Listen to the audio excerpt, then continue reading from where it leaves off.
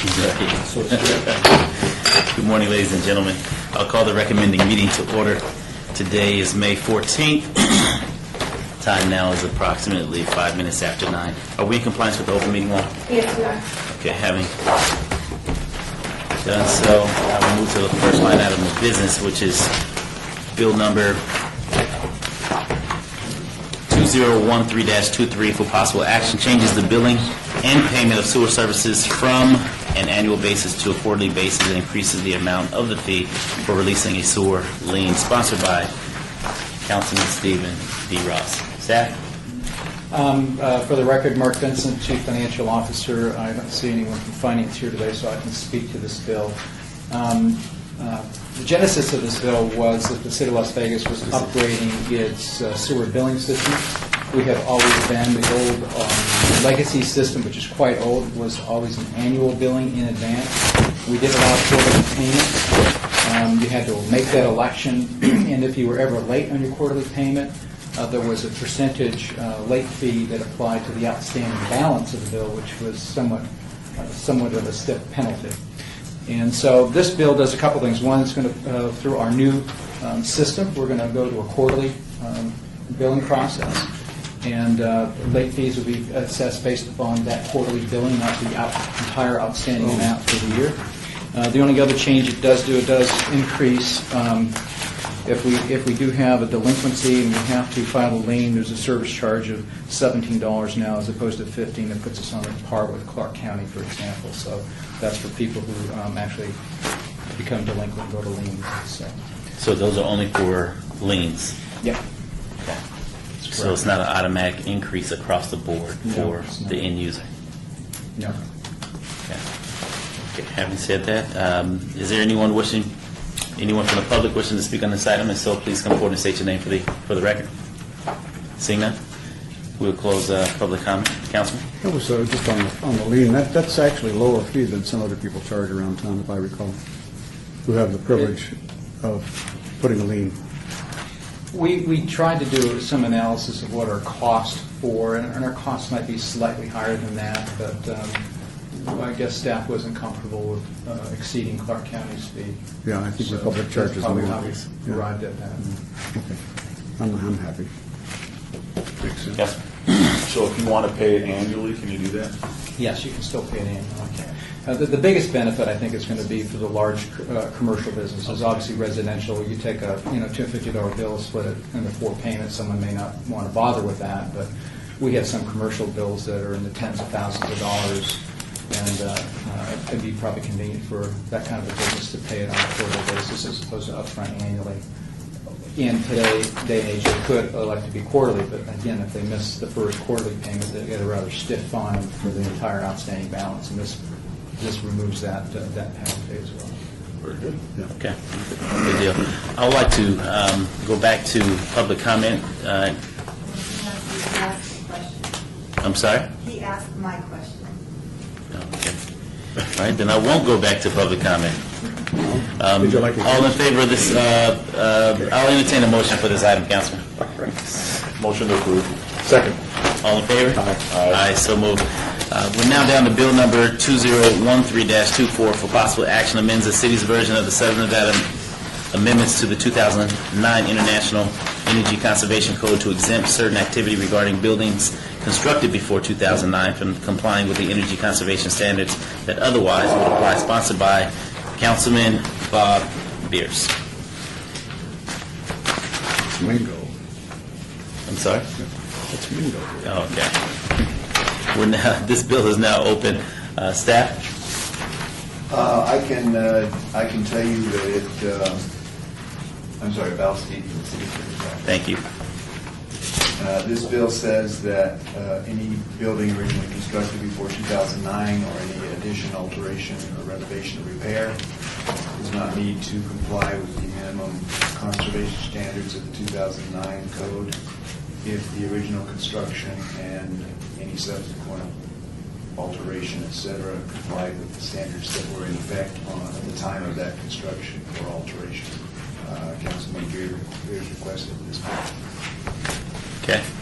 I have a few questions as it relates to this bill, but before I ask my questions, I would like to open this up for public comment. Anyone from the public wishing to speak on this item, feel free to come forward and state your name for the record. Come forward and please state your name for the record.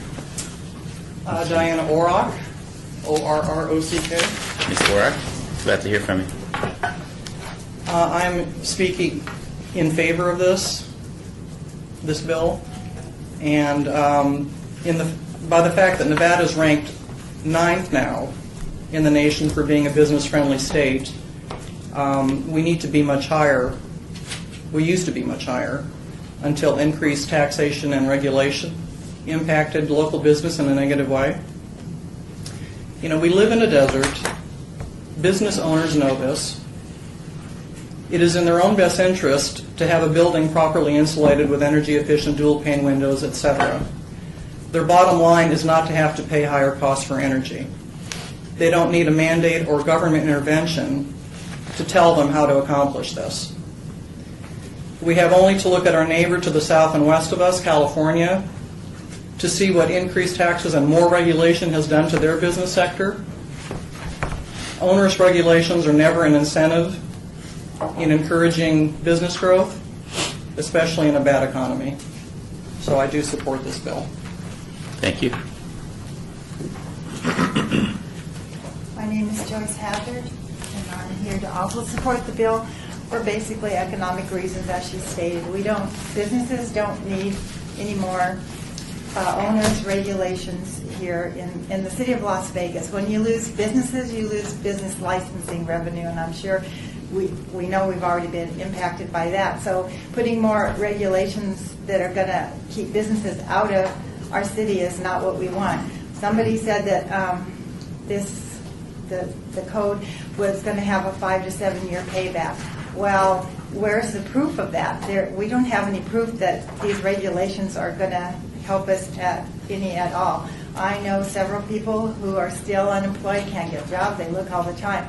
We need to encourage growth in our economy by allowing businesses and buildings to be occupied again with ongoing businesses and keep our city, vibrant in the economy and employing people. So I support this bill. I hope you will too. Thank you. Thank you. Joyce, how do you spell your last name? H-A-Z-A-R-D. Hazard. Oh. Good morning. My name is Jennifer Turchin. I'm a resident of the City of Las Vegas, and I'm current president of the USGBC Nevada chapter.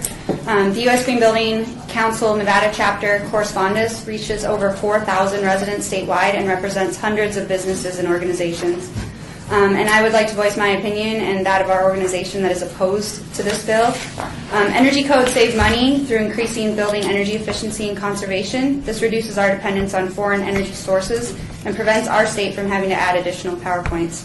There's only anecdotal evidence that the 2009 IECC actually cost more than the 2006 IECC. It hasn't been proven that there actually is a cost increase.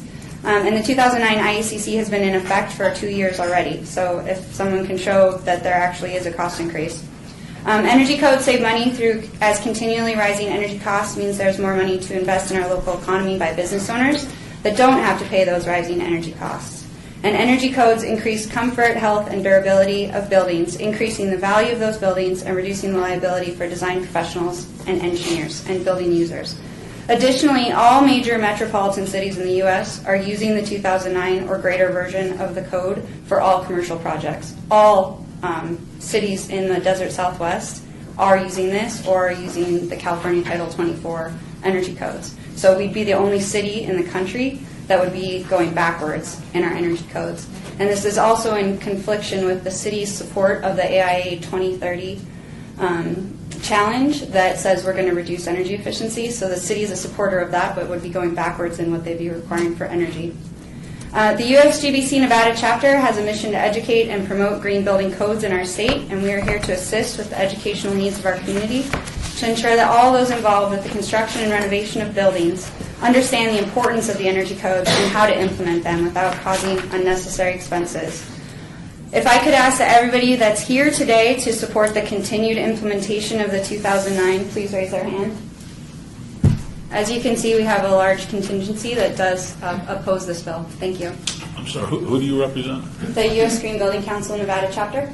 U.S. Green Building Council? Correct. Is that a national organization? Correct. It's the certification body for LEED buildings. Okay. Okay. Thank you.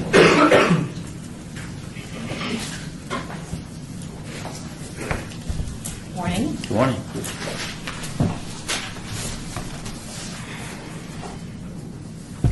My name is Randy Levine. I am the Executive Director for the Nevada and Las Vegas chapters of the American Institute of Architects. I am a resident of Las Vegas, and our AIA offices are located in downtown Las Vegas.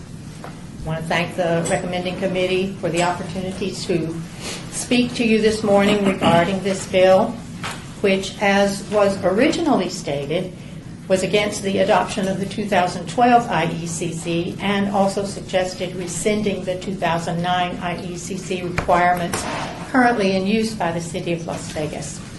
There are a number of reasons why this, even as amended, is a bad idea. First of all, the premise of the bill is that it is bad for business in our downtown area and is impeding development and growth in the downtown area. Yet no one has provided any evidence that supports or substantiates this premise, or even indicates that the 2009 energy codes have been responsible for losing any projects to other entities in Las Vegas. There has only been anecdotal stories relating complaints that have been made regarding the cost of meeting the codes, but not one accurate example of a loss of a project specifically due to the code requirements. When investigated, it is found that misinterpretation of the codes or a lack of education regarding the codes, not the code itself, is the reason for the complaint. There is always a cost to moving forward and to being the best. Being an outstanding city does not come for free or by using cut rate, backward, or shortcut methods. The IECC codes are purposefully flexible, and those who know the codes, such as the Las Vegas Building Department, are adept at instructing and educating clients and developers regarding the options and the requirements for making them work to everyone's advantage. It is true that in some instances the code requirements will cost more initially. However, it is more important to remember that the true expense of the building is in the energy cost over the life of the building. In a world where energy is at an ever-increasing premium, the IECC codes are designed to create energy-efficient buildings and to cut the cost of building maintenance and operation over the life of the building. The result is a huge savings. And this is a much better, even a much smarter proposition. Every public entity in southern Nevada, with the exception of Mesquite, is currently using the 2009 energy codes, and they have plans to adopt the 2012 and have them go into effect in 2014. Do you really believe that our vibrant, exciting, re-energized City of Las Vegas will lose development projects to the City of Mesquite because of their lower energy code requirements? I don't think so. Every major city across the country has already adopted the 2012 IECC or is currently abiding by the 2009 with plans to adopt the 2012 this summer. Las Vegas has made enormous strides forward in becoming a sustainable city and has been recognized nationally for these efforts. The leadership of Las Vegas has done this at a time when the economy was at its most challenging. And yet, here we are with a brighter future for downtown than ever, and an opportunity to meet the critical energy goals that will keep Las Vegas at the forefront as a world-class city. We cannot let go of all of that. We cannot go backward. If the Las Vegas City Council should happen to approve this short-sighted 2013-24 bill, they will be taking a giant step backward in the progress and development of our city. This cannot be what the council would want to do. Rescinding the IECC or simply amending it is not in the best interest of the city's growth or the citizens of Las Vegas. The AIA made a commitment to meet the 2030 challenge parameters of reducing emissions and energy consumption caused by buildings. We believe the City of Las Vegas also accepted this challenge. We understood and expected difficulties to arise related to building more efficient buildings. But to get a better product, change should be expected. We stand behind the decision that we made a few years ago, and we hope that the city will have the character to do the same. I respectfully request that this recommending committee keep our city moving forward by declining to support the 2013-24 bill and instead recommending that 2012 IECC Energy Code be adopted this year. Thank you. Thank you. I have questions of Randy. Hi. Randy, sit down, please. Of course, I know, are you an AIA member? I am the executive director. Okay, so you don't have to be an architect, thank you. Because if I ask a question that needs some help from one of the members, please just shout and they'll come up. Right. Remember this bill as constructed now, under the 2013 standard of pink sheets from the legal counsel, we have a bill that doesn't apparently address new buildings. So is it correct to say that, what code would a new building, the one that's on the books right now, one that's on the drawing boards now, what code will it be constructed under? A new building? Yeah, Well, the current code is 2009 IECC Energy Code. with the possibility of us adopting a 2012 code. 2012. Yeah. If that is adopted, then that... So all new buildings would be moving forward with the same environmental standards as anticipated when this was adopted, when the 2006 was adopted, and so on. Yes. So, we're only talking about old buildings. Well, Are old we talking buildings about are the most in need of being brought up to energy efficiency. Yeah. So that is the problem. Yeah, I know, I've been listening to both sides on this avidly for the last month and a half, because I am representative of Ward 3, which has all of downtown, and so it's got a lot of old buildings which are, they need upgrading, they need repair, they need a lot of work to come back to life, particularly if they are in a different kind of business, as what we're seeing, garages turned into taverns, turned into businesses, Facilitech itself, where I had a meeting with Right. USGBC and AIA Yeah. 2 weeks ago, is a classic example of that, masonry walls here and there.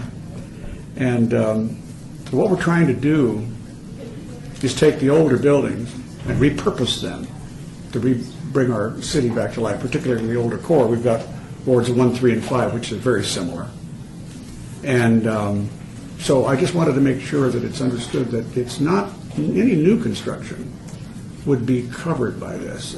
Granted, if there's a tear down, that becomes a new building, Right. right? And so we're talking about remodels, generally speaking, aren't we? We are, and as I said, it is those buildings that are older that really do need to be brought up to code in order to be energy efficient. So the bill as amended wouldn't really help the city.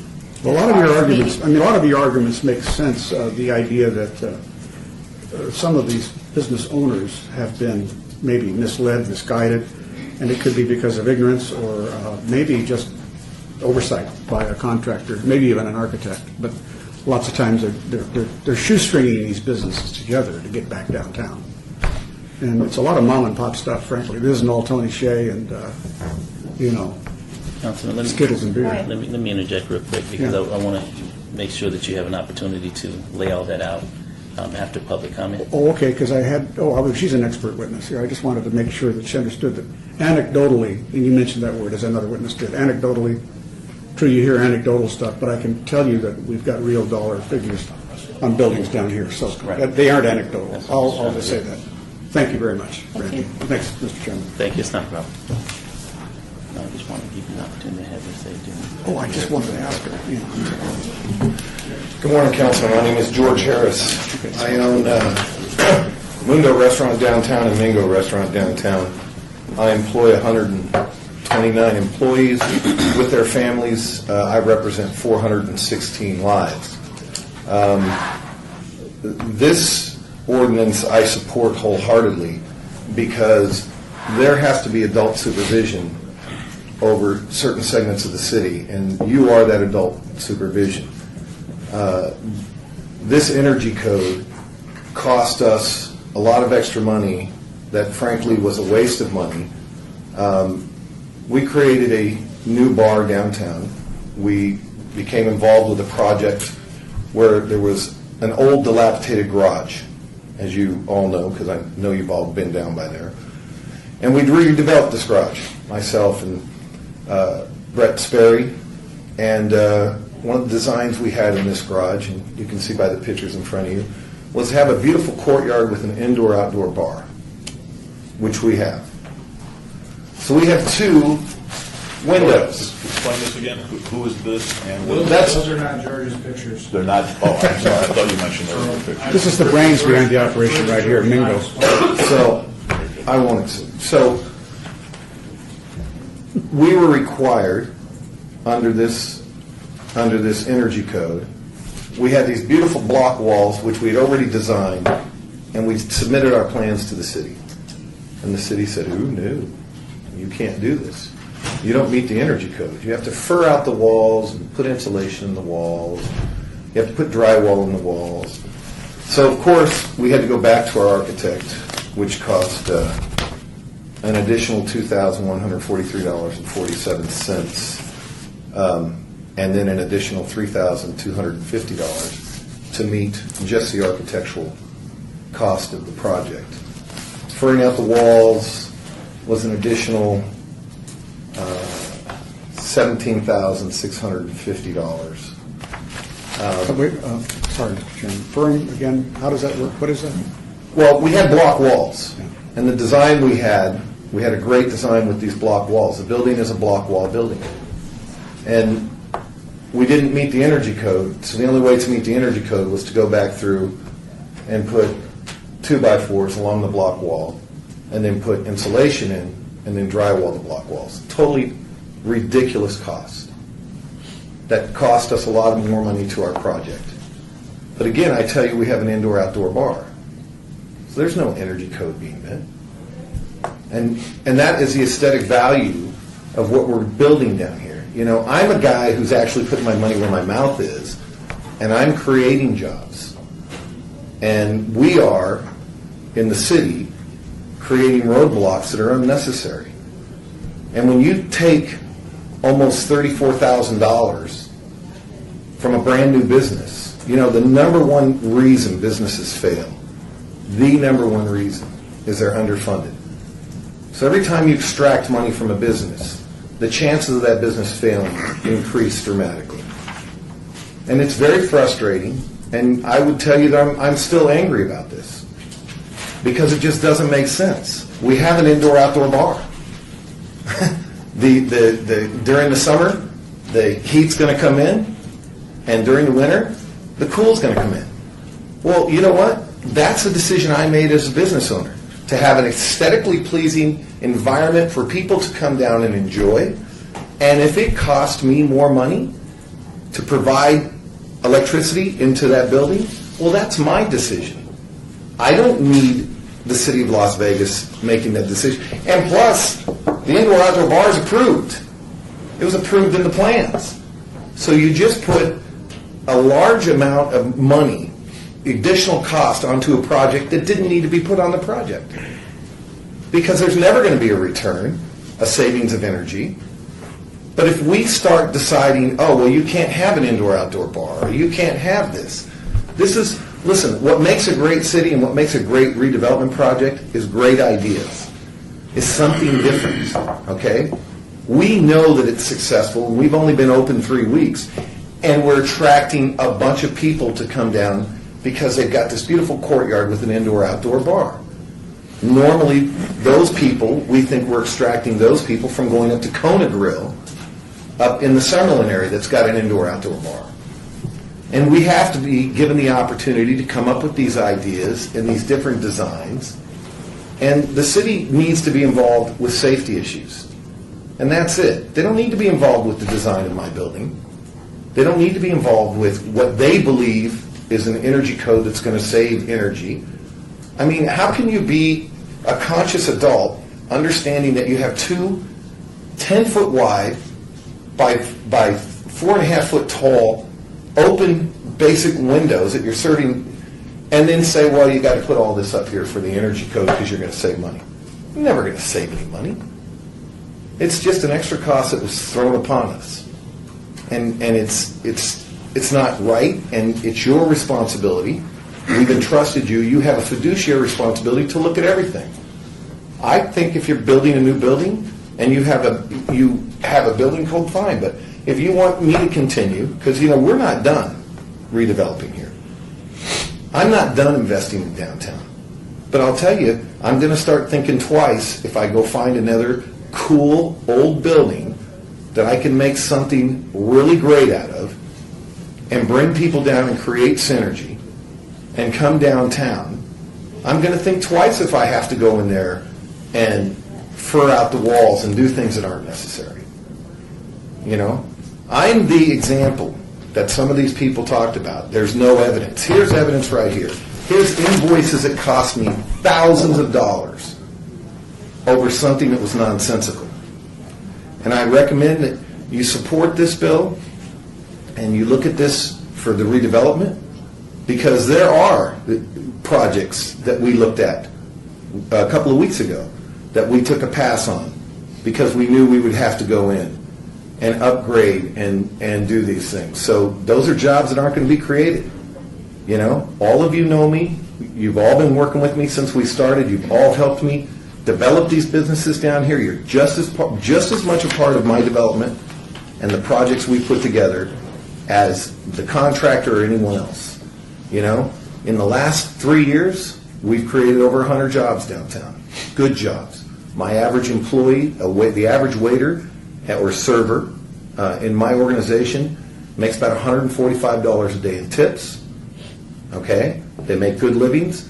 Our cooks and chefs are making $15, $25 an hour, depending on their experience.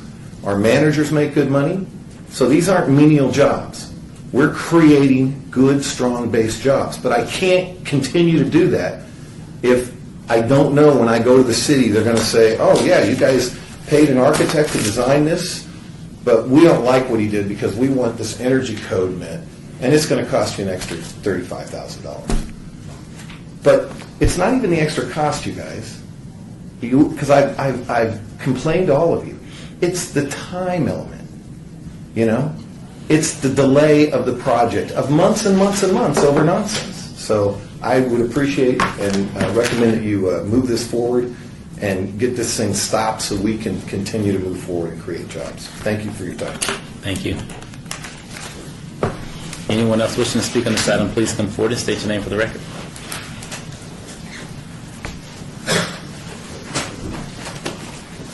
My name's Kenneth Baker. I'm an energy efficiency consultant. I'm out of Boise, Idaho. Thank you for allowing me to testify today.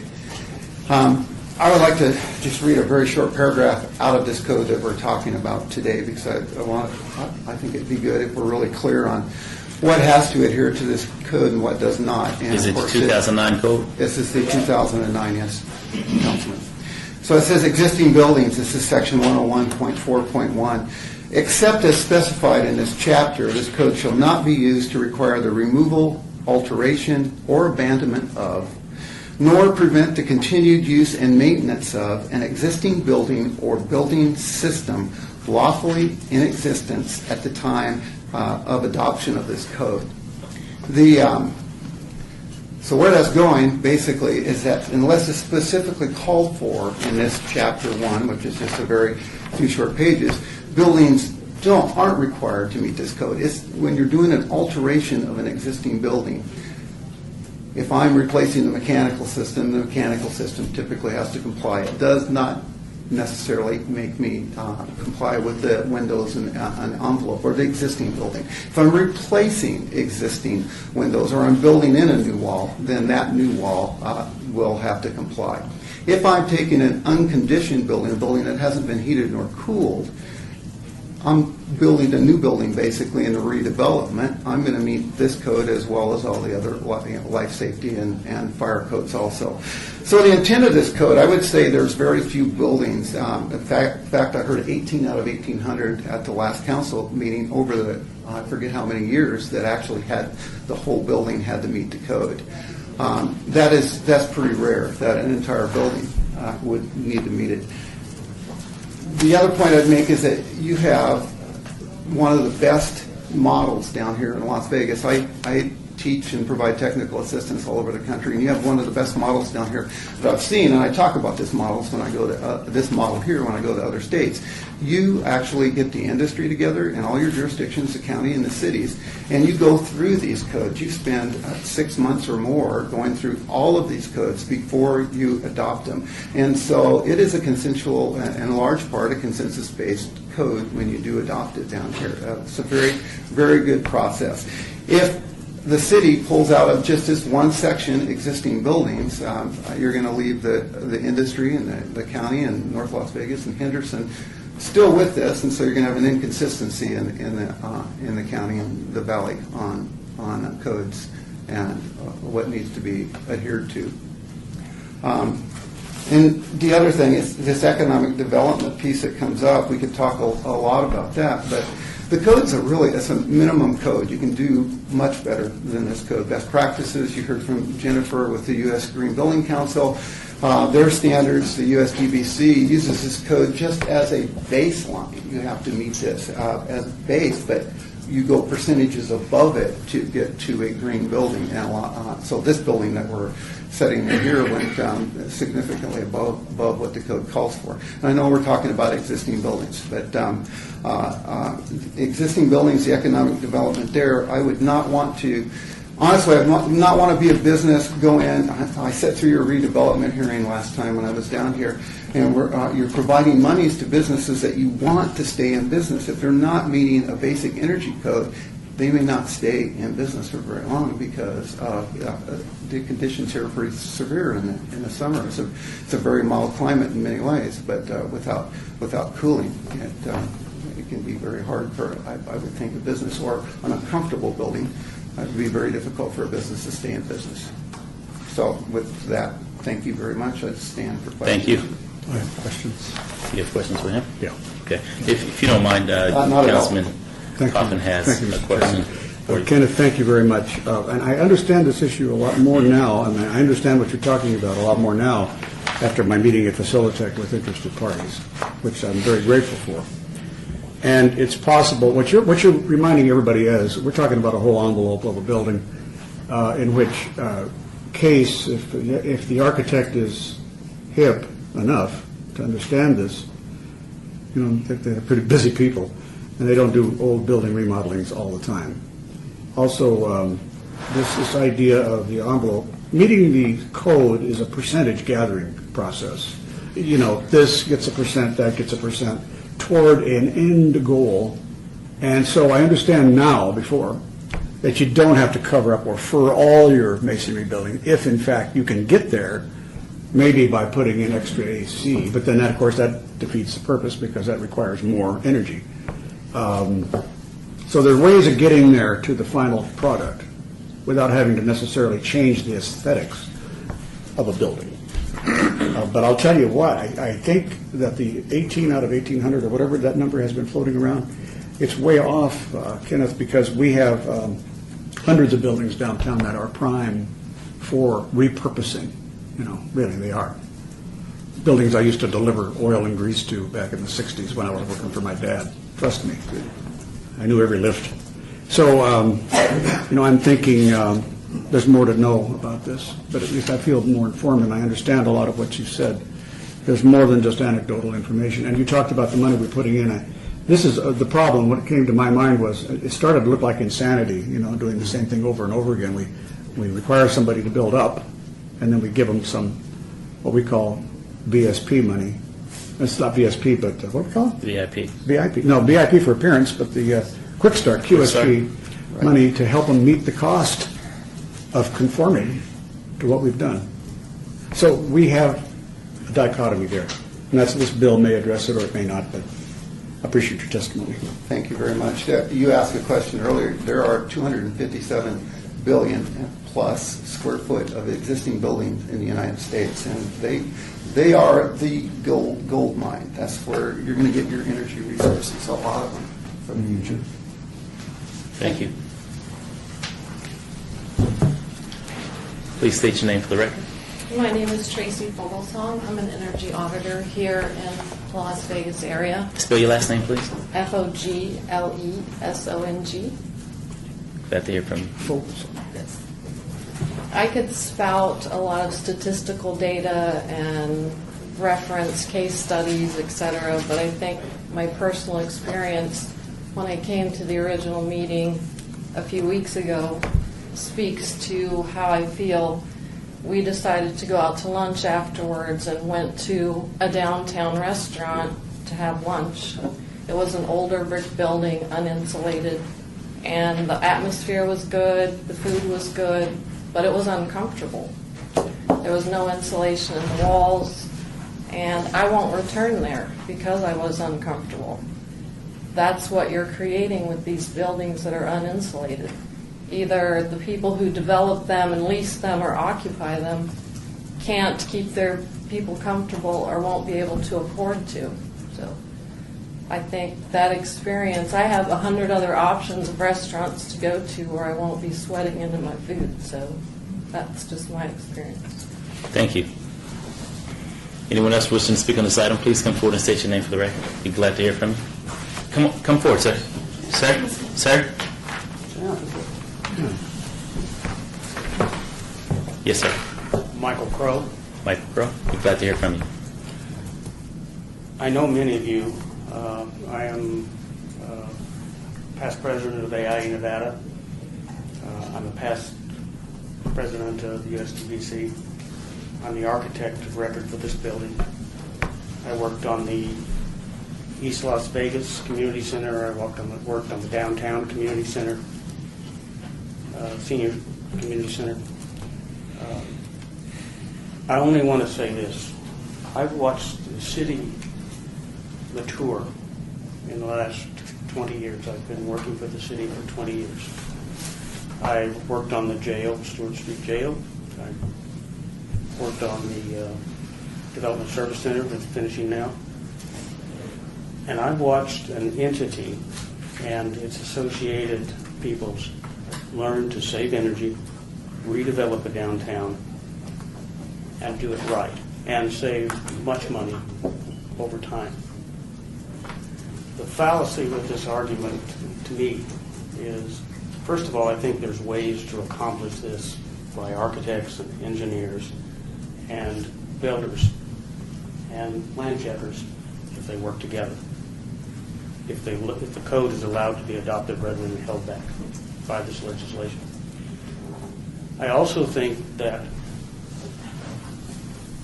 it is absolutely necessary that this city allow itself to develop as an energy conservation place. And I'm going to give an example. Everybody here, when they go buy a car, pays attention to its mileage these days. 20 years ago, you didn't.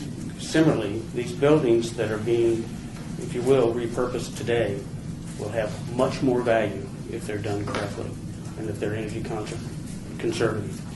I know there's a slight additional cost usually for a developer, but I think when people work together, those issues can be resolved. And I sincerely hope this legislation does not go forward. Thank you. Thank you. Yes, sir. State your name for the record. My name is Les Lazarek, spelled L-A-Z-A-R-E-C-K. I'm the owner of Home Energy Connection. I'm a trainer for building science and approved trainer for the state energy auditing license. as well as a proctor for some of the national building science organizations like Building Performance Institute and ResNet for residential, as well as a certified energy manager for the commercial buildings as well. The discussion I'm hearing makes me ask the question, what is the City of Las Vegas's long-term goal?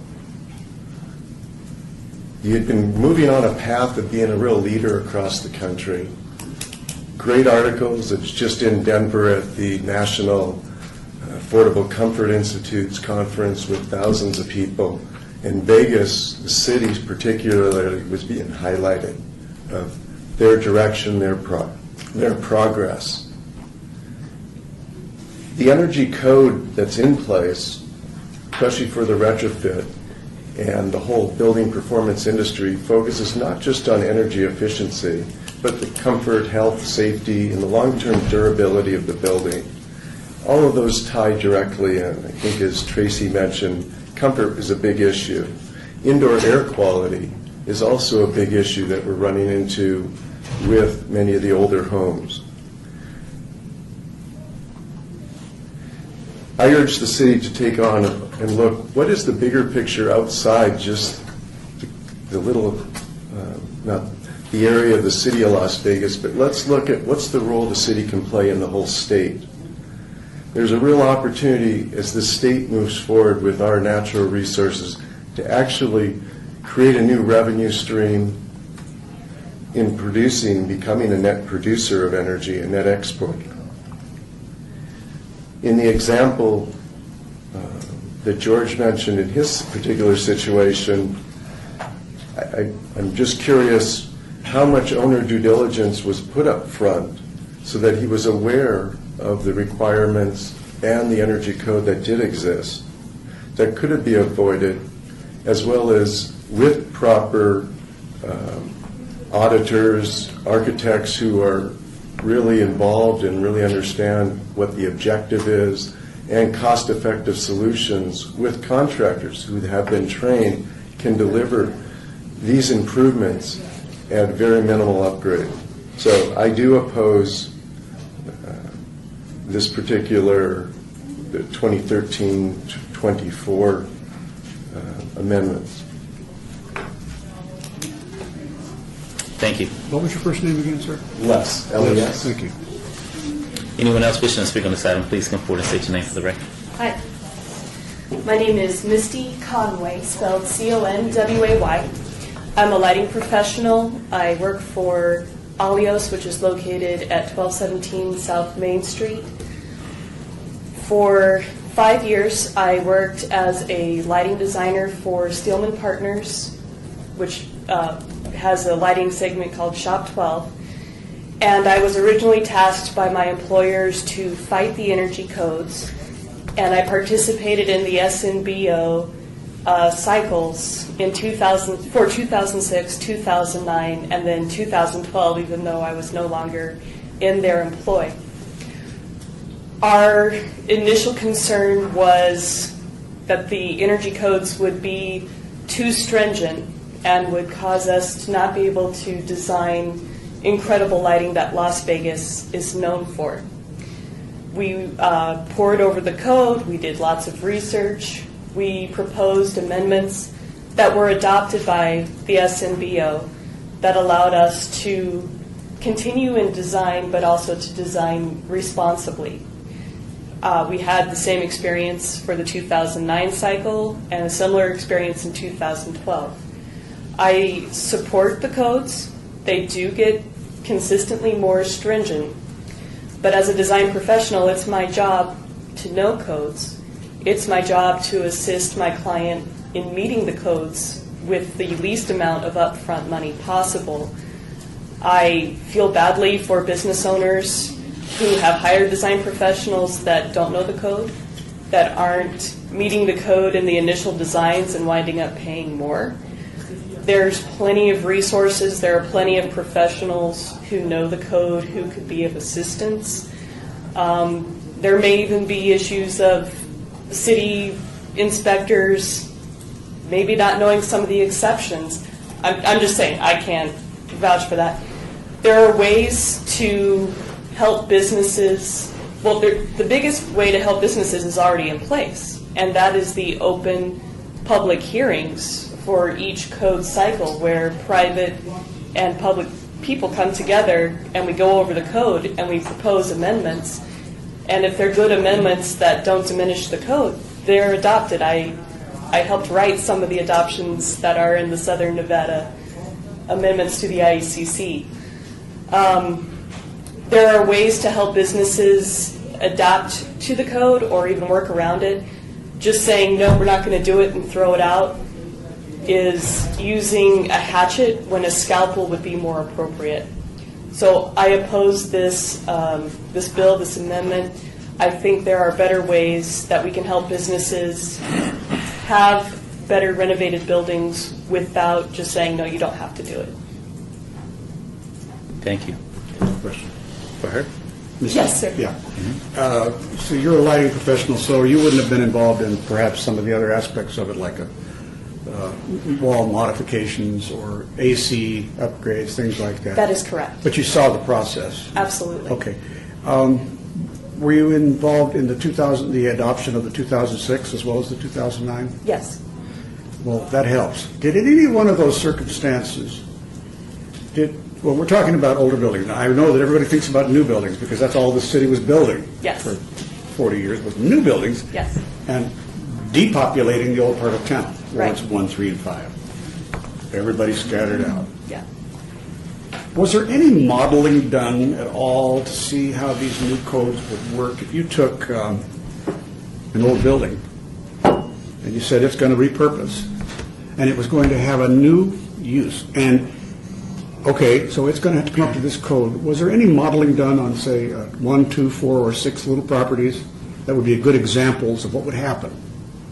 And then the new code would be overlaid to see how you would best bring this up to code and what cost would be assumed by a new or prospective owner? I can't speak to that in terms of building envelope. We were allowed time away from our desks to go when they were discussing the lighting.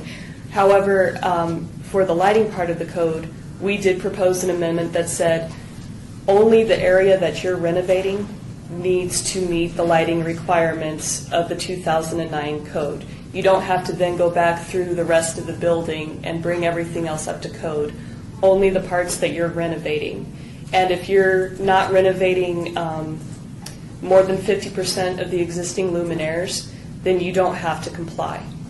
So we thought electrically in terms of renovation in that regard. I'm sorry, I can't tell you about Well, thank you, that. Mr. Chairman. That's a question I should have asked one of the other experts that came up, but I want that question answered somewhere along the line. Okay, we'll get to that. Yeah. Okay. Thank you. And if there's someone after Maybe- public maybe, comment that can answer that question, I'm not sure if you can answer that, Mr. Knight, but we'll come back to that question to give. Mr. Crow's raising his hand. He keeps wanting to answer it. Okay. Mr. Crow, if you can be brief so that we can get to the others. Thank you, sir. Thank you. The code is a prescriptive code, basically, all right? What that The says code is a prescriptive code, prescriptive code. but there Yes, is sir. there is a methodology in the code that says you can use an energy model. Okay. For a small downtown, or I will say a medium-sized building, you're talking about 10 grand. 10,000? 10,000. What that does is allow the whole building to be modeled from an energy point of view. It takes into account the cost of every material, the cost of every system, the cost of the insulation, that insulation, this insulation, the glass, whatever it is, the mechanical systems, and the lighting systems. This building was built this way, even though it's new, but it can be applied to repurposed buildings as well. There are ways to work with this. Did anybody ask, Michael, I'm going to interrupt you because for speed here. So you didn't do it on older buildings? There are ways to do it. I believe There are ways. I understand you can extrapolate data, but Yes, no, there are ways to do it, sir. so, but nobody really thought about, let's figure out what this would be. I would say it's not prominent in the industries right now, but it is there. Thank you. Okay. Thanks a lot. Sure. All right. Hi, how are you? Hi, Chairman. Good. Thank you. My name is Stacy Crowley. I'm the Director of the Nevada Office of Energy and Yes, the ma'am. Governor's Energy Advisor. Thank you for having me speak, or letting me speak today. I am here just to talk about how the state is involved in this. Both the state and jurisdictions accepted dollars through the American Recovery and Reinvestment Act, and that the acceptance of those dollars allowed us to provide trainings, workshops, equipment, supplies, travel, that kind of thing, scholarships for folks to learn about the code. And with the acceptance of those dollars, both then Governor Gibbons as well as local jurisdictions agreed to adopt the 2009 IECC. So from the standpoint of the Office of Energy, we have that statute within our purview. We adopt the 2009 IECC, and we expect that all local jurisdictions do the same. All 50 states signed on to that agreement when they accepted the ARA funds, and they have work to do so. I wanted to just mention that we have been working with City of Las Vegas code officials, builders, and builders and code officials from all over the state to try to get everybody up to speed on the 2009 IECC, knowing very well that this is something that not all jurisdictions had the ability to do on their own. So we provided some training dollars and that kind of thing, especially in the rural districts, most importantly. But we see Las Vegas as a great model, and we have been great partners with you on other projects. We've gone after grants together. We're currently working on several grants for residential energy efficiency and that kind of thing. And we want to continue that relationship. We think that's a very strong relationship. And you do set the example for the state, and we are proud to be partners with you on that. And also, one more point, there is the ability for local jurisdictions to come to the Office of Energy and request a waiver for, on a case-by-case basis, if there are special circumstances that would prohibit the building from meeting the code otherwise. So those are my comments. I'm happy to answer questions. And where is this located? You said this, which building? Any building. As far as waiver? for the waiver? Yes, any building within the state that's under the jurisdiction of the 2009 IECC. The jurisdiction, the local jurisdiction, may come to the Office of Energy and request a waiver. I'm saying, where's your office located? Oh, we're in Carson City. Okay. And I can put the address at 755 North Root Street, Suite 202. And we have a website with more information, and that's energy.nv.gov. And what about the state building on Washington and Las Vegas Boulevard? They could probably steer you to us. We only have one office, and we're located in Carson City. Okay, thank you. I have a question. Yes, Council. What's your position again? I'm the Director of the Office of Energy and the Governor's Energy Advisor. So are you saying that by state law, we cannot waive these codes, these 2009 codes for buildings? So what I'm trying to understand is are you saying that this ordinance violates state law if we passed it? This is Stacy Crowley for the record. What I would say is that you are required to adopt the 2009 IECC and enforce the code. Based on what? Based on state statute. State statute. And which statute? It is 701.220, I believe. So Val, based on that, what are we doing copy here? right here, members of the committee. Okay. All right, I'm gonna get to you in a second, but I guess my question is, what are we doing here discussing an ordinance that would be violating state law? Because if that's the case, we wouldn't even be able to pass this in the first place, right? Well, we're required to adopt the code. There are degrees with which you could vary the code. If you would rescind the code entirely, there would be a remedy, probably from the ability of the governor to go to court, a remedy of the legislature. In between completely rescinding it and making some minor modification, there's probably a point at which the state either wouldn't care or wouldn't pursue a remedy.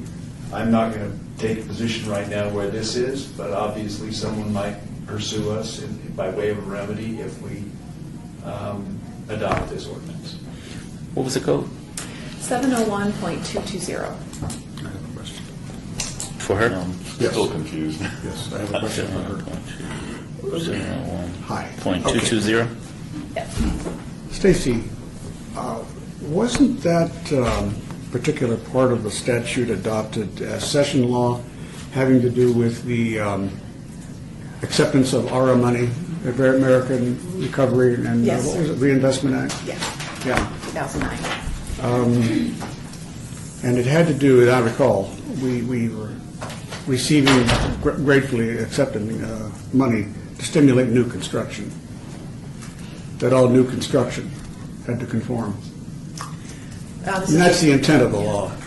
this is But I'm not even sure that it is so all-encompassing that it would include anything other than ARA money. Do you know that to be a fact, that it would be related to other activity other than perhaps allowing us to be more eligible to receive ARA money? I'm not sure I understand your question, but the whole purpose of ARA funds was to put folks back to work. That's for new and existing buildings. It wasn't strictly for new construction. There has been some discussion at the Department of Energy at the federal level, which is where we all receive dollars through the ARA funds for this purpose, that future funding might be contingent upon whether jurisdictions adopt and enforce. So now you're saying future funding. So previously, 2009 ARA dollars were contingent. Spending those dollars was contingent on us adopting the code and adopting the code every 3 years following. Future funding may be tied to whether jurisdictions enforce the code. Now, understand that it's a common doctrine that one legislature cannot bind a future legislature. That's a common doctrine. Absolutely, yeah. Yeah. But statute, unless statute changes. It's going to take a little research on that because our people don't draft illegal law. I think they looked at this. Yeah. And they saw Says that. that you shall There's a enforce it, difference. so that's. Yeah, there's a difference between session law, which is adopted for one session only, and much of it drops out and doesn't go into NRS. Correct, but this is in statute under Yeah. NRS. Thank you very much, Mr. Chairman. Thank you. Anyone else wishing to speak on this item? If so, please come forward and state your name for the record. Good morning, Councilman Barlow. Good morning. Anthony and Coffin, Suzette LaGrange, resident, taxpayer, small business owner, all in the city of Las Vegas. Also work for recruit companies here in Southern Nevada. There are currently 97,000 unemployed Las Vegans here in our community, 9.8% unemployment rate, back to the highest in the country. That doesn't count the underemployed or those who have stopped working or exited the workforce. That number gets up to about 20%, as estimated by just the United Way in a presentation the other day. There's over 8.4 million square feet of vacant space within the jurisdiction of the city of Las Vegas. For perspective, that's like filling the Fashion Show Mall 4.5 times. That's a lot of space not generating job opportunities or tax revenues for the city, law enforcement, and our school district. Las Vegas has an opportunity to lead and provide a competitive advantage to small businesses who want to locate and expand in the area. We owe it to those 97,000 unemployed to do whatever we can to bring jobs to our community and give them an opportunity to provide for their families. The irony of this code is that today, a business owner like myself in the city of Las Vegas, if I wanted to expand into the space next door, that space would have to undergo some renovation and would be cost prohibitive for me to expand my own business. Huge retrofit expenses would be incurred, and you already know that. You've experienced that in the downtown area. The IECC, the 2009 IECC codes have placed an unnecessary economic burden on businesses who want to expand and employ residents. The cost to comply does not outweigh the perceived benefit of energy efficiency. Remember, NV Energy has revenue guarantees in the NRS statutes. No matter how much we conserve, they'll adjust their rates to compensate so that the revenues are there. There's no economic advantage to conserve if the rates are going to be increased every time in order to make up for conservation efforts. In fact, we have some of the highest utility rates in the Southwest region, which is hindering our manufacturing recruitment efforts right now. As a resident business owner in Centennial Hills, the city has already recognized the burden of this code and high permit fees places on businesses because you are subsidizing those costs of compliance by providing taxpayer dollars via the redevelopment agency and the Quick Start program. As a resident business owner in Centennial Hills, what about the businesses that are not located in the downtown area that want to locate in the other parts of the community? What about the unemployed who live in those other parts of the community and want to live and work close to home? Work close to home. Many contractors, labor unions, architects, green energy consultants are supportive of this code because they gain from the challenges and costs the code requires. I understand that. I get that. For example, the Glazers Union supports the 2009 IECC and went on record. Coincidentally, the replacement of existing storefront glass for high-efficiency glass is one of the most costly improvements that often has to be made in order to support the IECC code. In contrast, some contractors and architects that I work with support this ordinance and support these basic common sense changes, but won't do so for fear of retribution or retaliation from plans checkers, building inspectors who help write, adopt, and enforce these codes. However, if it becomes too expensive, keep in mind, to retrofit and re-tenant buildings, there will be no business to be had and no jobs for the other 97,000 unemployed here in the community. Buildings will be considered unoccupiable and neighborhood blight will proliferate with old empty buildings throughout the city, which is what we're seeing in some parts of our community. Roughly 10 days ago, Cass Palmer of the United Way presented their community needs assessment findings that identified the top 2 areas of concerns of our residents were 1, employment, not enough jobs, and 2, public safety. And they specifically mentioned safety issues concerning rundown and vacant buildings in the community. The city has an opportunity to lead and provide business owners with a competitive advantage to locate within the city's jurisdiction in order to provide jobs for our residents at 0 taxpayer expense. I encourage you to support this ordinance. It does not unadopt the code. It just makes it more economically feasible to start a business and create jobs in existing buildings, which is the greatest reuse of existing resources possible.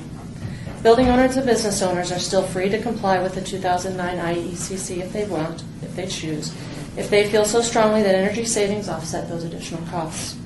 However, the cost of being required to do so will not get in the way with job creation and economic diversification if you adopt this code or this ordinance. Thank you. Thank you. Anyone else wishing to speak, please come forward and state your name for the record.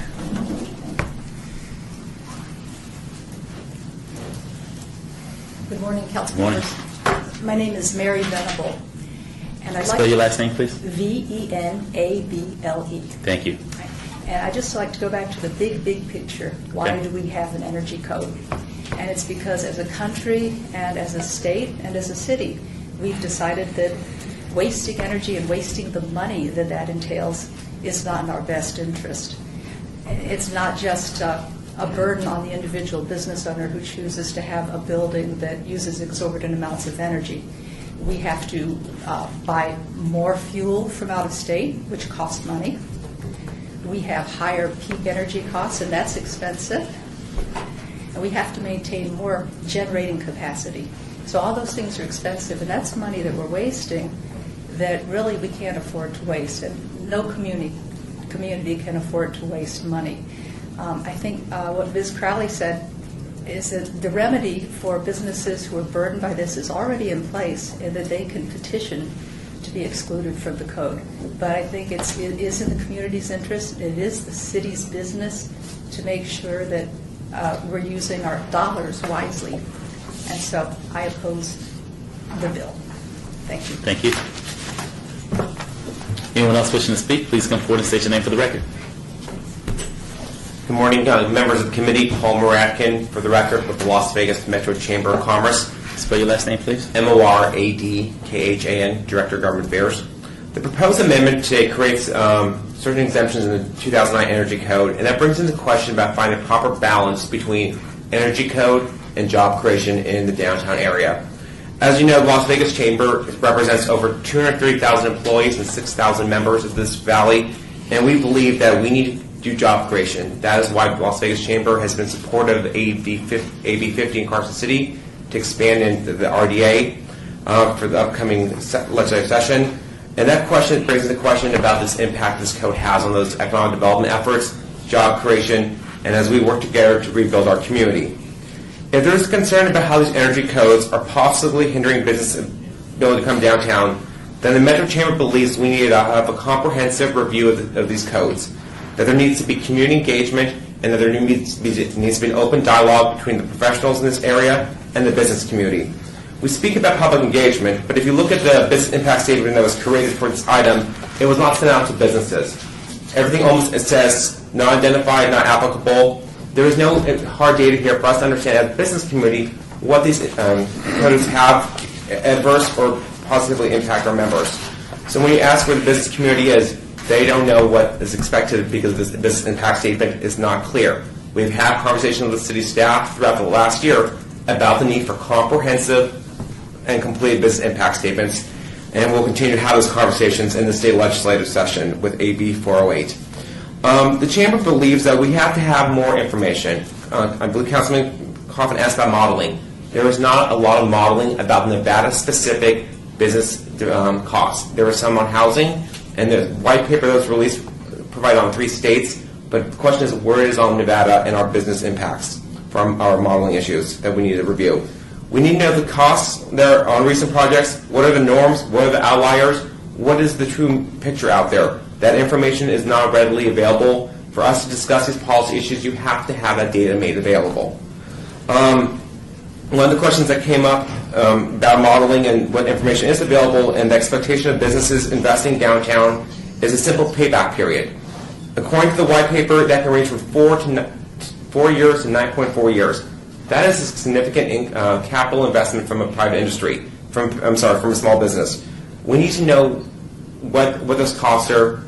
Is that a reasonable expectation for those investments? Those business owners need to understand what modeling is available to them so they know they can make the right significant capital improvements to those projects so they can finance correctly. As Councilman Kaufman, I believe, said, businesses' number one failure is they don't have enough capital. If they need to make that investment for 9 to 4 years, they need to have that information. So the Chamber encourages and thanks the bill sponsor, Councilman Beers, for bringing this forward. We need to have more information. We need to have this community dialogues. We need to find the proper balance between energy codes and sustainability and supporting economic development in downtown. Thank you very much. Thank you. Anyone else wishing to speak on this item, please state your name and come forward. Yes, sir. Absolutely. Thank you, council members. Mr. Chairman, Bob Beers, Ward 2. And sponsor of the bill. Sponsor of the bill. Hard to find truth today. We heard from the AIA executive director that it's been claimed that this energy code might impede business, but there's no proof. Of course, when we passed it, it was claimed that this would not impede business, but there was no proof. That's the kind of a charge that there's probably no truth in to find. It's just an opinion. I don't know how we sort that out. We heard from the Green Building Council executive director about how this is about reducing our dependence on foreign energy sources. Well, that's just not true. There's not one single barrel of foreign oil that's used to generate electricity in America. It's natural gas and it's coal. It's pretty much all domestic sources in the first place. So it's a very difficult topic to discuss rationally because it is emotional. It's about saving the world. It's about whether this is climate warming or climate variability or climate change. We just don't have enough data. There's lots of theories. There's many, many people actively researching those theories, designing experiments to measure their theories, feeding the results back into the next round of experiments. That's the scientific process. And while there's a consensus, the jury is not out. There's no reproducible, consistent science at play here. So it's a very difficult thing to discuss. And I didn't start out to even have that part of the discussion. This was about the pictures that are in front of you, which you asked about, Mayor Pro Tem. The first one is Mingo, who's the proprietor, manager, touching the furred wall. And then the second one is on the outside. the furred wall on the inside.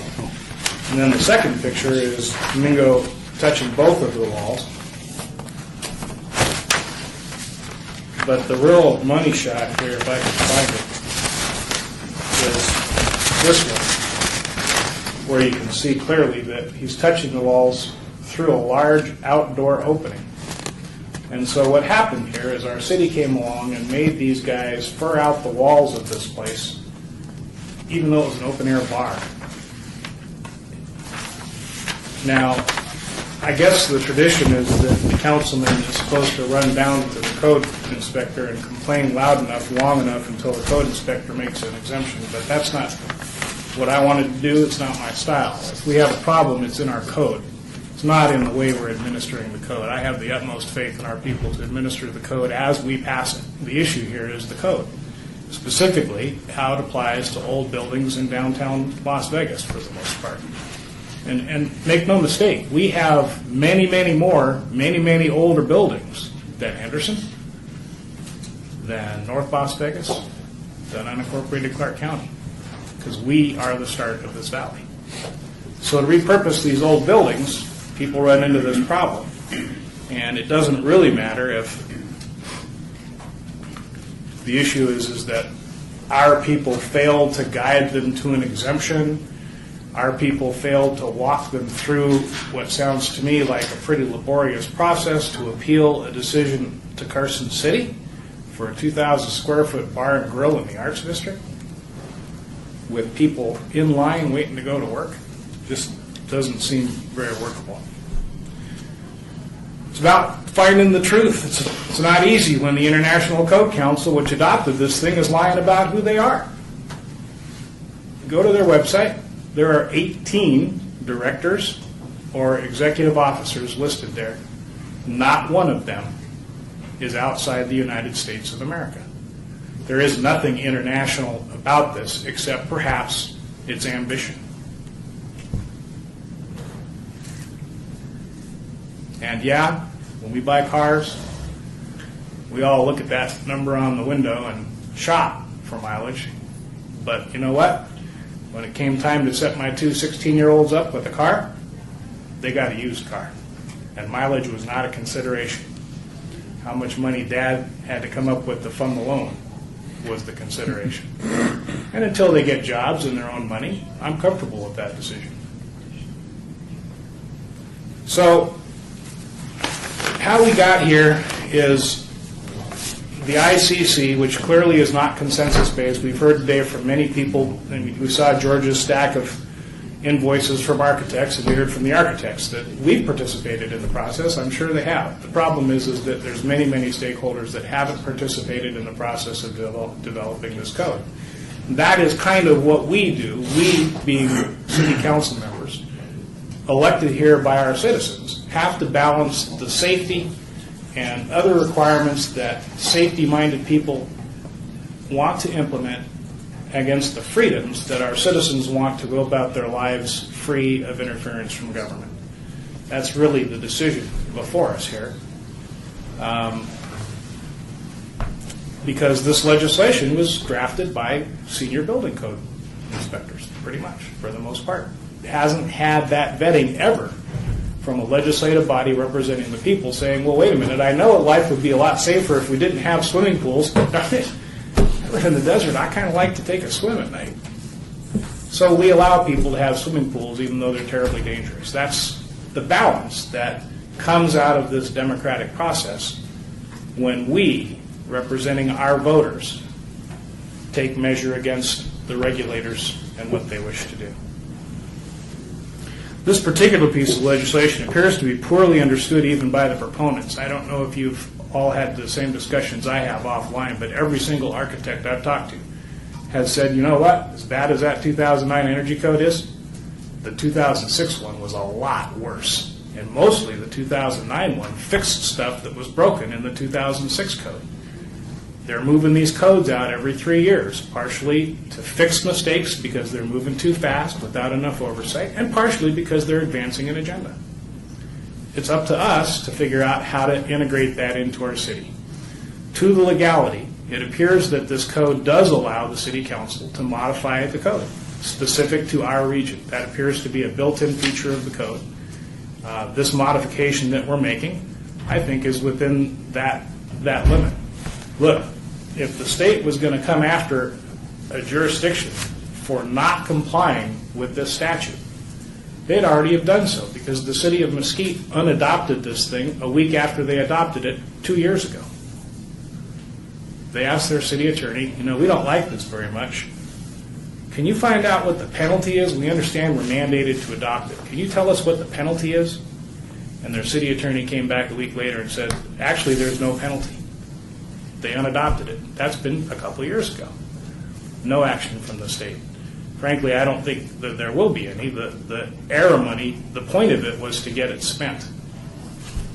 It wasn't really to spend it on anything in particular. It was to get it spent. And it's spent. So I don't think we're going to have any ramifications from that.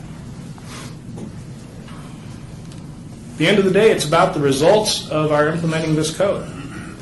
And what we see at Mingo's is simply unconscionable. This was sold to the legislature and sold to you members of the council, I wasn't here then, that we'd have no more than a 10-year payback on any forced mandated capital investment that this code required. Even without the open air bar at $30,000 or $40,000 for a 2,000 square foot bar and grill.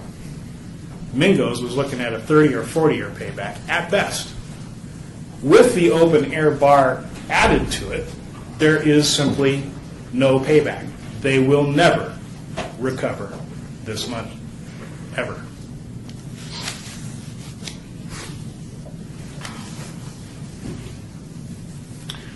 I did, in discussing this with our city manager, she expressed the same concerns about the political ramifications, particularly given that the city's got an agenda before the legislature right now. We're in the last 30 days. So I called the speaker and talked to her about this. It was her recollection that when this was sold to the legislature, it was sold as not applying to old buildings.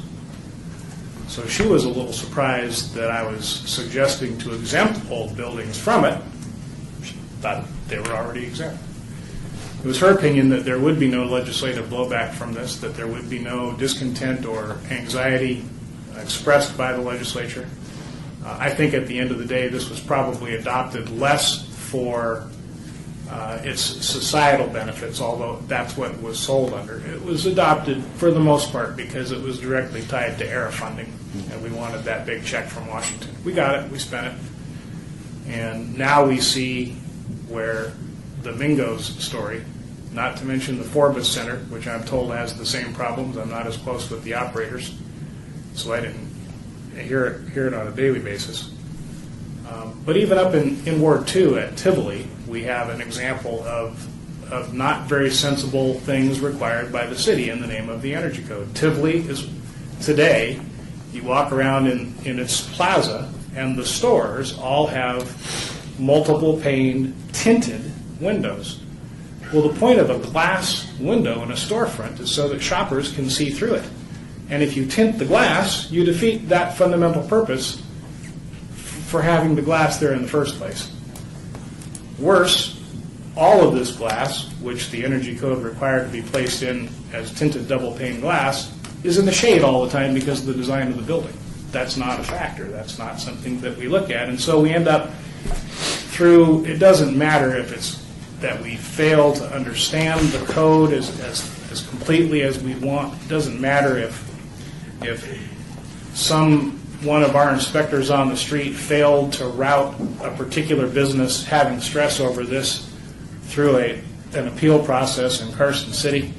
At the end of the day, we've got businesses who have been through the experience telling scary stories about having to invest their capital senselessly, and they're telling those stories in public. That is going to lead to the next operator saying, well, maybe I won't do downtown. Maybe I'll do it instead up in Summerlin, or I'll do it instead out in Clark County where the buildings are newer. And that, I don't think, is good for the city of Las Vegas. So I'd be happy to answer any questions. Thank you. Is there anyone else wishing to speak on this item? If so, please come forward and state your name. Councilman, I do have some follow-up questions, but are you going to take off? Are you going to be around? I can sit here, or I can go sit over there. You can sit over there for now, being that there's others that's looking to speak, but I would like for you to come back in just a moment. Please come forward and state your name for the record. I saw another hand. Please come forward. Is there anyone else before I close public comment? Okay, is there? I saw another hand somewhere. Councilman, do you want me to speak to the public? We're going to after this. I would like for you to sit more for council, if you will. Did I see another hand somewhere? Yes. Well, don't just sit Okay, back there, great, run great. up the front row. Yeah, if you'll please come forward, and this will be the last person for public comment. Yes, ma'am, I'll be glad to hear from you.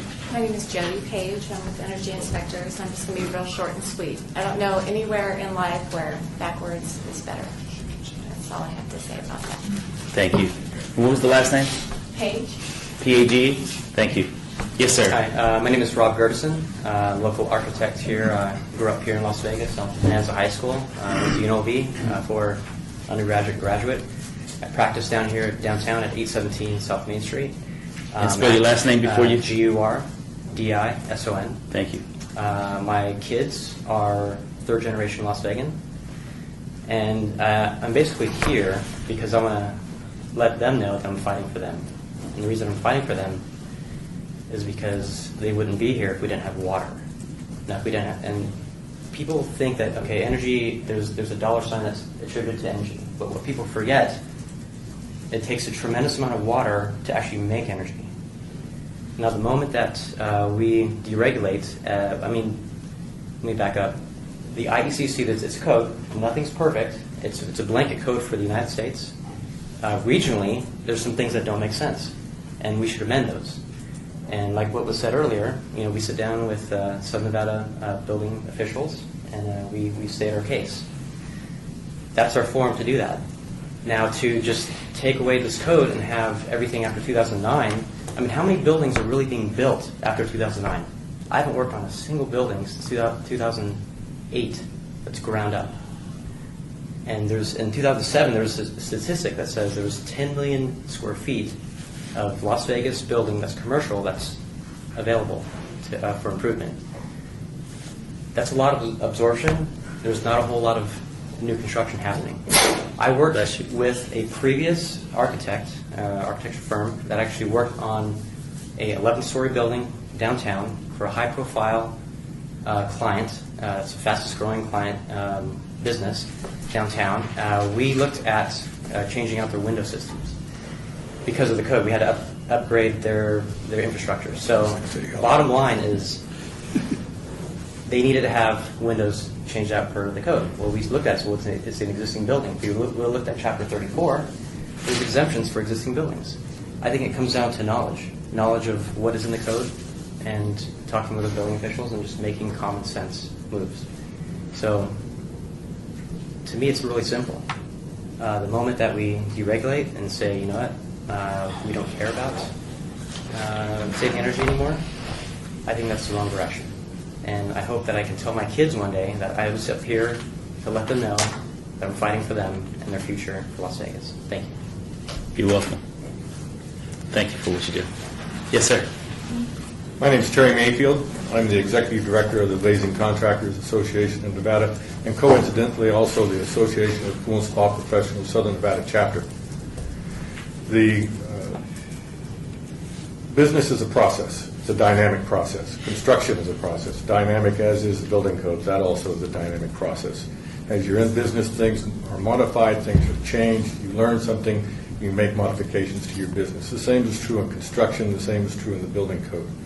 We develop codes for the public safety, for the public health, and for the efficiency of the environments that we live in. To set aside something because there's an expense attached to it is about as logical to me as setting aside the structural requirements, the electrical requirements, the plumbing requirements, because there's a cost associated with it. The Energy Code looks at the entire envelope. It doesn't just look at the glass. It doesn't just look at the HVAC. It doesn't just look at the design. It looks at for the insulation. It looks at all of it and does a measure to see what you can trade off in order to get the most efficient and healthful building that you can possibly get. I'm opposed to the ordinance, and I represent a bunch of businesses, and they too have hundreds of employees and impact thousands of people, and they're looking to grow their businesses also, and this Energy Code is a part of that. Thank you. Ladies and gentlemen, this portion of the meeting, public comment, is closed. At this point, I will be entertaining comments and questions from the council. If, in fact, there's a council member, one of us, that choose to ask you a direct question, then you will be invited back to the podium. But at this point, public comment is closed. Having said that, I would like for Councilman Beers and Director of Building and Safety, Chris Knight, to please come forward to the microphone. I have some questions that I have.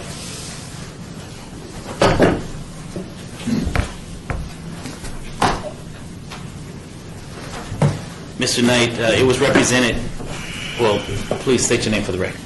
Chris Knight, Director of Building and Safety. Okay. And Council, if you will, please, for the record. Bob Beers, Councilman Ward 2. Okay, thank you. Mr. Knight, it was represented that NRS 701.220, the Energy Code, was represented that the City of Las Vegas would be in non-compliance should we adjust this bill. You worked on this entire ordinance for quite some time when you brought this before the City Council. I remember the deliberation and the long hours that we spent on this. Just at the last council meeting. Yes, sir. Just at the last council meeting, right? As it relates to the changes. What is your position on the information that was shared as far as the City of Las Vegas being in non-compliance? There is a requirement in state statute that says that local jurisdictions must adopt the same standards as the State of Nevada Department of Energy adopts. The State Department of Energy is mandated to adopt the most recent version of the International Energy Conservation Code. Therefore, if you do not adopt the most recent version of the International Energy Conservation Code, you are not in compliance with Nevada revised statutes. Now, I'm not the attorney, Mr. Steed is, and he's given you his opinion, and I'm not here to contradict his opinion. I just, as the Director of Building and Safety, I wanted your interpretation of what was presented. My interpretation is that you would be out of compliance with not only the Nevada revised statutes, but the Nevada Administrative Code as well. Okay. And secondly, has the IECC taken into consideration the business impact? Hearing from a number of business people here, what I'm hearing is that they were not involved in the process, so please explain, if you will, how this process was carried out to get us to this point as relates to businesses being impacted. The International Code Council, which Councilman Beers, with all due respect to him, is an international organization. As a matter of fact, an employee who works for me spent 2 years in Dubai helping them to develop their building codes. The International Code Council codes are used in Puerto Rico, they're used in Guam, they're used in Mexico. When I go to the annual business meetings of the International Code Council, there are people there from the Middle East, there are people there from Germany, England, France. Europe is well represented. And no, the board is basically American, but the outreach is international of the International Code Council. It is a highly cooperative process. In my first year as your building director, I went to the annual business meeting and I was shocked at the varied level of participation, at the unique number of people that are present at that. The Board of Realtors has people there. NAIOP has people there involved in that process. Building Owners and Management Association, the National Building Owners and Management Association has people involved in this process. The National Home Builders have people involved in the process. All types of private industry have people involved in the process.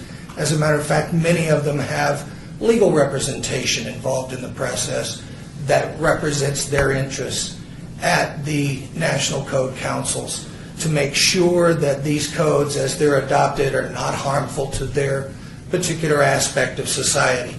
And it was very surprising to me to see the wide range of interests. As I said in my presentation, if if it has to do with owning, building, maintaining, or any elements that go into a building, or anything to do with buildings whatsoever, those interests are represented in the code hearings at the ICC, and those are literally thousands of hearings throughout the 3-year code cycle to make sure everyone has the opportunity to have input into these codes.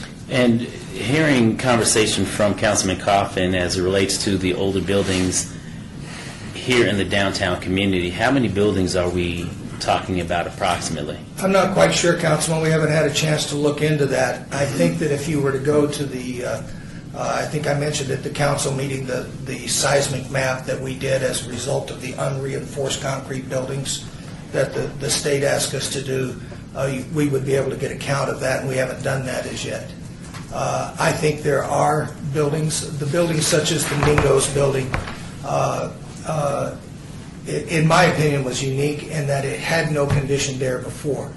I think there will be several, and I'm not disagreeing with Councilman Coffin whatsoever, buildings that were used for auto repair that did not have conditioned air. When you don't have conditioned air and you are remodeling the entire building, you're going to end up meeting the full requirements of the IECC. However, if you're doing an addition, if you're just changing out windows, if you're just changing out doors, you don't have to, it doesn't automatically kick in. You've got to do the full requirements of the IECC. Only those portions of an existing building that you propose to change would have to meet the building code, the plumbing code, the electrical code, and the energy code. Just those portions that you are changing. There is a great deal of consideration given to impact of existing buildings. The IECC, we will be bringing it forward for your adoption this year, produces an international existing building code. It is already adopted by reference by the City of Las Vegas in adopting the Southern Nevada. When the lady was talking about SNBO, that's the Southern Nevada Building Officials Organization that I'm a member of. And the process that we go through here locally to look at local amendments to the international codes that are based upon criteria such as climate, geography, special errata that we may have, and the fact that we have some of the largest buildings in the world here. We look at that criteria and we adopt amendments to it. So when you get to how the energy code is applied to buildings, you cannot simply say on a factual basis that it's going to make everything more expensive. Will it make some things more expensive? Absolutely. The idea that you would adopt a code and not have additional expense in the adoption of a code it defies all logic. There's no way. I mean, you gentlemen consider codes every day and understand that there's a cost to the taxpayers for that kind of stuff. There is also the concept that building codes should only deal with safety. Building codes have never just dealt with safety. Building codes have been extremely responsive to safety issues. Typically what happens when you have a conflagration or you have a building fall down or you have something happen, there are changes to the building codes to address it. Our own MGM Grand Fire created smoke control measures in Las Vegas that you will not find in any other major city in the United States.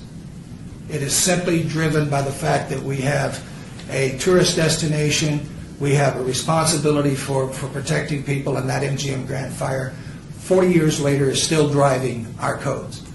But codes are also intended for the comfort, the functionality. I'll give you an example out of the electrical code. There are electrical outlets that are required to be every 6 feet in a single-family home, and that's for one reason and one reason only. Because most of the cords that you get on appliances are 6 feet long. Okay? And it's driven by convenience. It's also driven by safety so that they don't use extension cords for them and you have the proper electrical, but it's also driven by convenience of the homeowner. So building codes are not just safety only. They are for comfort, they are for function, they are for design, they are for a number of issues outside and beyond safety. So let me ask you this, Mr. Knight. If these older buildings are not brought up to code, what happens to the buildings moving forward? I think that the buildings, what will happen to the buildings forward if this ordinance is adopted and not brought up to code? Correct. Is that your question? Yes, sir. Okay. I think that they'll get reviewed and approved. Understand, we will enforce whatever code you adopt. We're not here to tell you what codes to adopt. We recommend these things. If you choose to adopt this ordinance, there will be no requirement of the International Energy Code on those buildings. The concern with that on our part is, we talk about jobs, we talk about things, but I have a number of staff who've had their own businesses, tried to start their own businesses, and I think Mr. Harris is 100% correct. Many businesses are undercapitalized, and they're undercapitalized not only in the upfront costs, they're undercapitalized in their operating costs. And they find that their operating costs are excessive. And the revenues that they get won't pay their utilities, won't pay their staff. It will be part of that scenario. Whether the utility bills will drive them out of business, I know that has happened in past cases. Does that happen in all cases? You'd have to be from another planet to make that general statement. That's not true. But it does happen, and so I can't predict what will happen. I will only tell you that we will not enforce the code. What is the global impact by not enforcing the energy code? The billable impact? Global. Global impact? That again is a matter of opinion. I think Councilman Beers was right on. I don't know if it's global warming, climate change, or just things that we have. But I know that has driven a lot of the code development. I think that you're probably going to draw attention to the city of Las Vegas on a national level when you do this. I think that it is the largest city in the state, and I think it will have a national wave that goes across that the city of Las Vegas is not doing this, and you're going to draw some attention. And what kind of attention you get, some will be good, some will be bad. Okay. Do you have the NRS code before you? I think you gave this to us, correct? Yes. Or was that Councilman? Okay, I'm sorry, Councilman Beard. On number 2, the director may exempt a building from a standard if the director determines that application of the standard to the building would not accomplish the purpose of the regulation. Yes, sir. Would you please interpret that line for me? It gives leeway for the state energy director, as Ms. Crowley was talking about, to grant considerations outside the energy code. Okay, so therefore, if a business owner or operator is looking to build and they feel, for example, in the case of Mr. Harris, yes, sir, feels that he's being impacted in a way that he should not because of his argument of not necessarily complying to the energy Yes, sir. efficiencies because he has an indoor-outdoor bar. Yes, sir. Would this be in the purview of the director to make the appropriate yay or nay as to whether or not he needed to fur out, and in his words, fur out his building? I believe it would as your building official, yes, sir. Okay. That opportunity was offered to Mr. Harris. That's Okay. not true. I personally offered it. That's not Okay. true. Excuse me, please. The director, and on the last paragraph, if you will, the director must conduct at least 3 hearings in different locations in the state after giving 30 days notice of each hearing before the director may adopt any regulations pursuant to this section. Yes, sir. Was that complied with? He never went forward with it. What am I missing then? The last paragraph, it states that before adopting any regulations, the director must conduct at least 3 hearings in different locations in the state after 30 days notice of each hearing. That applies to the state director. That applies to the state director. I understand that. Not to this director. I understand that. Okay. I'm just asking for clarification as our director to help me understand what I'm reading. So how would you I'm not personally interpret- aware of it, but Right. that doesn't mean that it didn't occur. Okay, so you're not aware of it, but that doesn't mean it didn't occur. Yes, sir. So therefore, You you could ask- were not involved in any of these meetings? No, sir, not those meetings, at the state adoption of the ICC. Okay, then I'll save that for someone that can answer that question. I'll now open up for council members' response. Thank you. The state requirement, and I think we're making way too much of the state statute here, because the requirement in the state to adopt, not force the adoption of anything stronger than the state adopts for itself is a philosophy that was adopted kind of in the 90s when we found the state was forcing local government to do things that itself wasn't going to do. It didn't want to take the same medicine it was inflicting on local government. That this is a problem, and it's slowly been changing. That's why you'll find that language repeated at various times, because but the state doesn't build old buildings. It has old buildings, but it uses them for the same purpose. It doesn't repurpose buildings. It doesn't contemplate the repurposing of buildings. And I think that any judge would say, oh, God, if any attorney general wanted to take this on, they would have to say, well, it doesn't make sense. But it's all about new buildings and rehabbing and continuing to occupy old buildings that are going to be changed in some way or another. And what we're seeing here is that's the one I used to use. It's a good thing it's not me this time. Did she call you? Yeah, I think so. Whoever she is. Okay. Well, give me a moment to kind of reframe it here. You have really distracted me, Mr. Chairman. Well, sorry about that. The state doesn't do this job. It just doesn't. Land use. They don't do land use. Yeah, they don't. If they condition a building, they're going to stay at condition. If it's an unconditioned building like a hangar, it's going to stay a hangar. They're not going to change it into a disco. Right. So it's kind of like state law does not contemplate application or all of the regulation that might be encompassed in adoption at the local level. As it happens, last week I ran into an interesting thing. I got a call from a citizen. He's a motorcycle rider. And we'll see this in the next few weeks.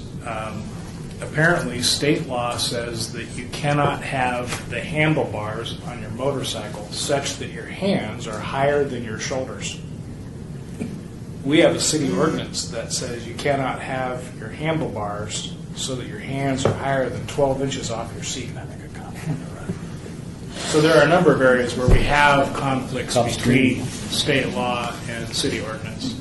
We try to keep them in sync, but you have two bodies simultaneously generating legislation, and so we get out of sync. Councilman, Thank you. First of all, this has been a very good discussion this morning. I appreciate all of you showing up because I read the ordinance. I didn't really have an opinion on it, but I got to hear both sides.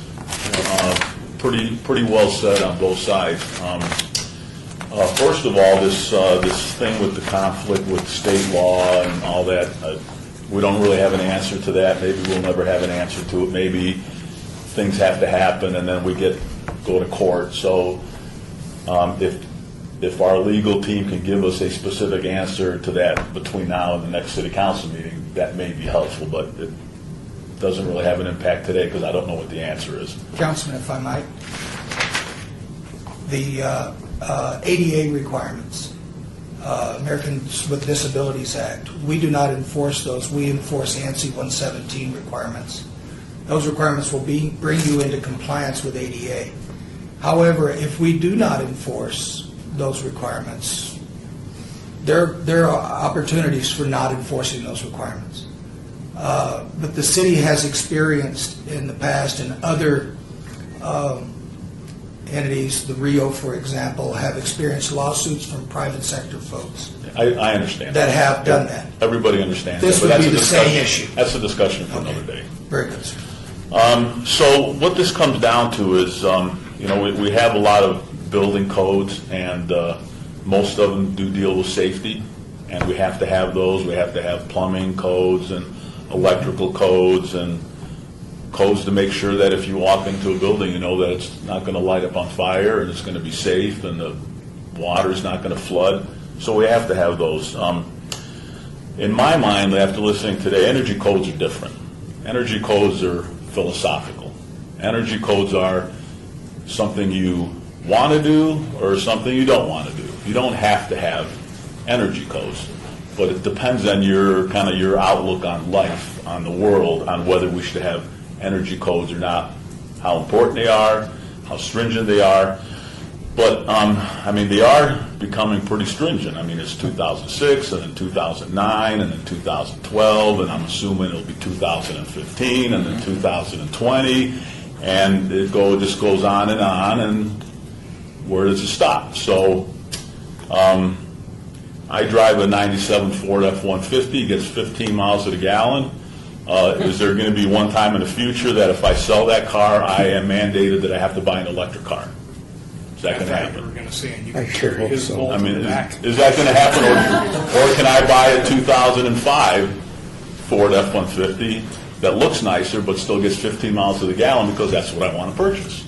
So if I want to remodel my house, am I going to be told that I have to buy this refrigerator, this stove, this air conditioner, because the code says I have to buy that one, and I can't buy another one over here? That's kind of where I'm kind of seeing this maybe going in the future. And I've heard, took a lot of notes here, so I've heard some folks say that these codes are very costly, and they probably are. I've also heard people say that they don't really cost that much. Doesn't really have an impact on a business that wants to open. It's just a couple of dollars. But then I've also heard people say it's $34,000 extra, which if you're opening up a business, that's your money. That's something that you're trying to do to open up a business. To me, that's a lot of money. So I've heard that. Let's see.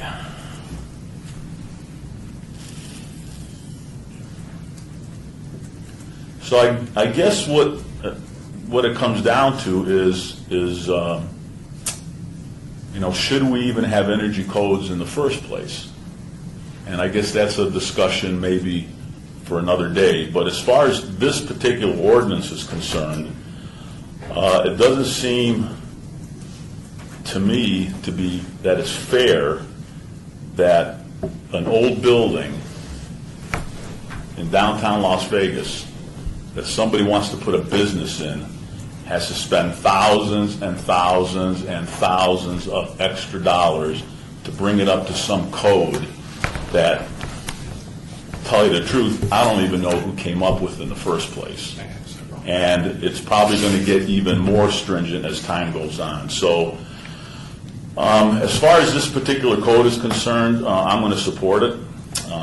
I think it's the right thing to do for people that are trying to open up businesses in the city of Las Vegas that are not the Steve Wynn's of the world, that have a ton of money, that can put all these energy efficient systems into their business. It's somebody that has $20,000 that's trying to open up a little business that doesn't have another $5,000 to put in these extra energy codes. It's just not fair to me. So it seems to me that the marketplace should be driving this, because somebody mentioned that they went into a restaurant and it wasn't very energy efficient and people were sweating in there. Well, one of two things are going to happen. Number one, that business is going to go out of business. Or number two, people that like to sweat when they're eating will go there and they'll do very well. So I think the consumer should drive whether that business should stay in place or not. So that's where I am. I'm going to support this ordinance because I think it's the right thing to do. Thank you. Well, I'll entertain a motion if you don't have any further I will- questions or comments. You I'm have going to comments? comment, and I'm also going to vote for it. Okay. But I'm going to tell you why. Because, first of all, I mean, this is not going to exactly undo the Kyoto Protocol, you know, it's not, we're taking a very, very small slice of society here, recognizing that the grasp of the code is so strong that it may have unintentionally captured people in an environment where, you know, repopulation of a city counts.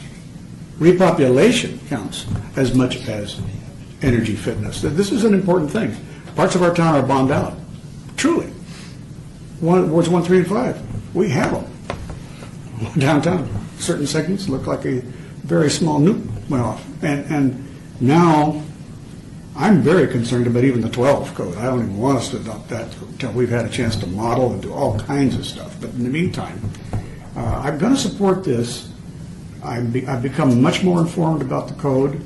I do support energy codes. I very much do. This is something we cannot undo, and I do not believe this action will undo it, so I'll be supporting it. Okay. And for the record, I will not be supporting the ordinance based on the fact that I believe that it is a move in the right direction as it relates to energy efficiencies for not only the world but this community as far as being a leader in our energy efficiencies. We built this building that we're in total faith and concept and design of being the city that's leading by example. And I believe that although this ordinance, as it relates to the repeal of language, is not 100% whole, that basically supports the business community as well as those individuals in the special interest groups that are opposed to it as well. I believe that we have an opportunity to make a lot of tweaks and adjustments in order to make sure that the business impact is something that even the business community could support. And I don't want to take backward steps. I supported this in 2009 under the auspices that we'll have an opportunity to make tweaks along the way, but this is too big of a step in the wrong direction for me to support. So therefore, I will be opposing this ordinance in its original form here today. So at this time, Councilman, Mayor Pro Tem, if you'll cast the motion, Sure. we'll move on with the business. I will make a motion to, I'll take care of it as soon as he. I'll make a motion to adopt bill number 2013-24. Okay, all in favor? Aye. And all opposed? Aye. For the record, 2 yeas and 1 nay. Each bill moved out of committee today will be eligible for adoption at the June 5th City Council meeting. And Let the discussion continue. And the discussion will continue, and this bill will come before the City Council on June 5th. Thank you also very much for your conversation. We are under citizens' participation. Anyone from the public looking to comment during this portion of the agenda must be limited to matters within the jurisdiction of the committee. No subject may be acted upon by the committee unless that subject is on the agenda. If there's anyone wishing to speak at this time, please come forward and state your name for the record. Seeing none, I'll entertain a motion. Motion to adjourn. All in favor? Aye. Aye. So moved. Thank you all. Good job. Yeah, really good question.